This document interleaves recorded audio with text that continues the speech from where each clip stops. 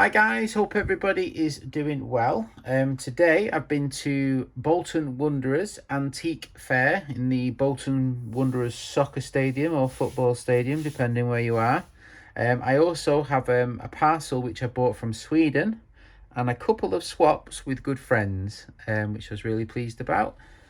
So I'll show you what I picked up from the antique fair first. I got this buckle and it looks like it's had a hard life. Now usually these are like a D shape, like this shape, but this one looks like it's been bent, possibly for, this is a buckle, for a bag for a soldier to, lock their kit bag or whatever. They all have different mechanisms, but usually they're this shape. But I think this one's been bent for a better fit, which I thought was kind of cool. And it's got a nice patina to it, as I'm a patina boy now. So it's got a nice patina to it, not too shiny, which is always nice. They have this one. I think this one could be a US one. This one's actually, I've got the key for this. You can actually lock it, which is a bit posher. But this one, obviously, you put a lock through the hole. So that was cool. I think I got that in combined with this, which is a 1918 broad arrow compass. So it's First World War compass. Now, unfortunately, it is broken. The mechanism is broken inside. The guy was asking 65 for it broken, which I thought was quite a lot considering it was broken. But what do I know? M's Morden and Co. But it's a nicely made thing, and obviously somebody might have had this in the trenches in World War One, which is really, really interesting, and a big piece of history. So he was a military dealer, and I bought both of these together. I can't remember what I paid. I think I gave him 50 for the two, 40 and 10. I think that rings a bell. So I paid 50 for the two. Don't know if anything's missing on this apart from it being broken inside, but it's obviously it's an antique officially. It's over 100 years old. It's 105 years old. So obviously the people who use that are almost certainly long gone, definitely long gone. So yeah, that's a bit of fun. The next thing I bought was my most expensive item, and I don't know why I bought this. This was a chap, he'd bought a whole collection of these. This is a Deputy Marshal US badge, and it's got the manufacturer here, Allen's Stamp and Seal Company, Kansas City. I mean, he had a whole bunch of these, sheriff and deputy sheriff, different countries or whatever, different states. He had about 35. Apparently the chap who he bought the collection off went to the US a lot. But for me, I thought it was a bit of a novelty. Don't know why I bought it. I just like it. US Marshal Department. So I paid £80 for this. He asked 100. I give him 80. I have no idea if in the US those are like $5 a pop or if they're collectible as well. But I thought it was a bit of fun. So that I gave 80. I thought it was quite a lot. It was an expensive purchase for an antique fair. So you'll have to tell me in the comments, those US people, if they're common or if that's cheap or dear. I have no idea. I bought this Kia scutcheon. These slide across to protect the water from going in the lock. For some reason, I keep buying these. I just had a look in my drawer. I thought this was the same one, but this is a slightly different, higher quality one. This one's quite nice as well. This one's got like a lion with a sword, which is quite nice. Nice castings, these Kia scutcheons. And then I've got this one here, which is really quite nice.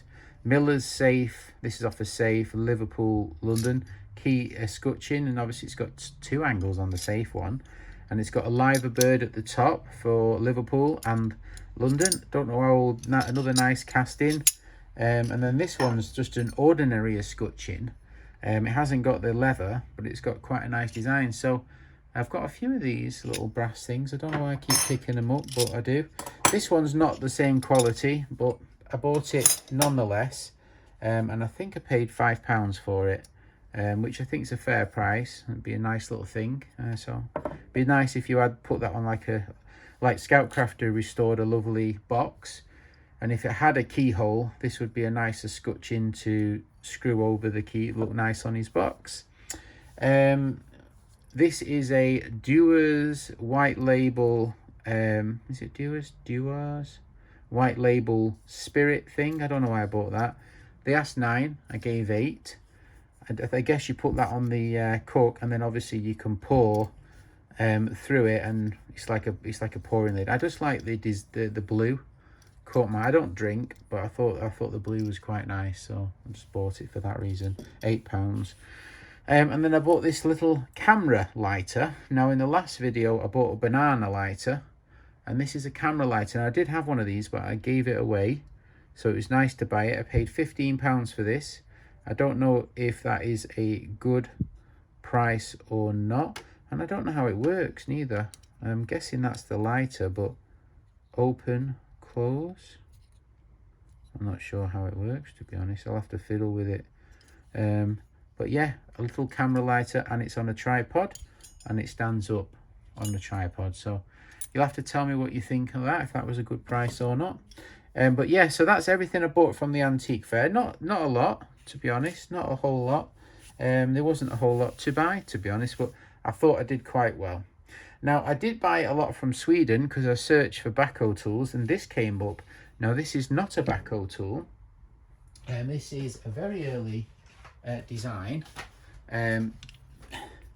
You can see here, this is from 1861, I think, and it's got a mechanism here, 1861 patent for the mechanism. And you see here, there's another one, but with a different handle. This one is a Samuel, and this is a Samuel de Very French version. This one's 28 centimeters, and this is 1861, probably 1868, reaching all manufacturing stages. So 1870s. This one has got a slightly different end to it. I do have a couple of other ones which have the more bulbous end. So these are, 1870s, quite early. And this one, oh sugar, this one will be another size for the collection. So you can see the heads, they're all the same, but the ends are slightly different. So that's the reason why I bid on the lot, was for this early French version of the spanner. And then we've got this one here, which is can't even read that, Moment or something, I don't know. Didn't really bid for this one, but I might keep it because it's an interesting design. It's got, is it Moment? I don't know, I can't see it. But anyway, another one. And then we've got 2 German versions of a Lucas spanner. German, it says Germany there. So these are copies of a Lucas Girder German spanner. No interest in those whatsoever, but you can't be choosy. I just wanted that one for a bit of fun. And then we're left with 2 items which I'm really pleased about, especially this one, which I swapped off my friend John. And this is a Jeffrey Britton, and he's made this in his workshop in his back garden from 1881. Godfrey Britton patent, and this is a 15-inch. It's not the one in the book, and this is I'm not going to read it, but anyway, a very, very rare English Britton spanner. And I do have another Britton spanner, so it'll add to the collection. So I was quite pleased. Let me see if I can quickly find that one. So this is the other Britton, F. Britton Sheffield design. And I think he made at least 3 designs, and this is 2 of the 3 he made. So I swapped that with my good friend John. So thank you, John, for the swap. I'm sure John said he's very happy with what he's got, and I'm not surprised. And I'm very pleased too, so thank you very much. And then the last thing is off another friend of mine, and this is a grip bicycle spanner made by Lucas, and we have it here.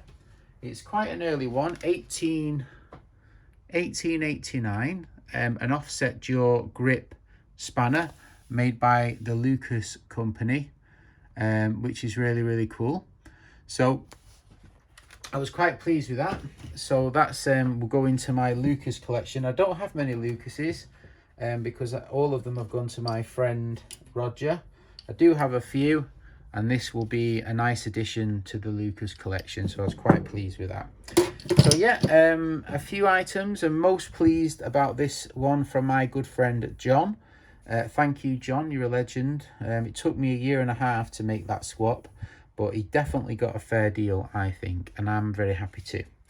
All right, so you have to put in the comments from the antique fair. Even though I paid the most for it, I do like this sheriff's badge. I don't know why, I just quite like that. All right, so thanks for watching. If you got this far, put in the comments which is your favourite. All right, take care. Have a great day. Bye-bye.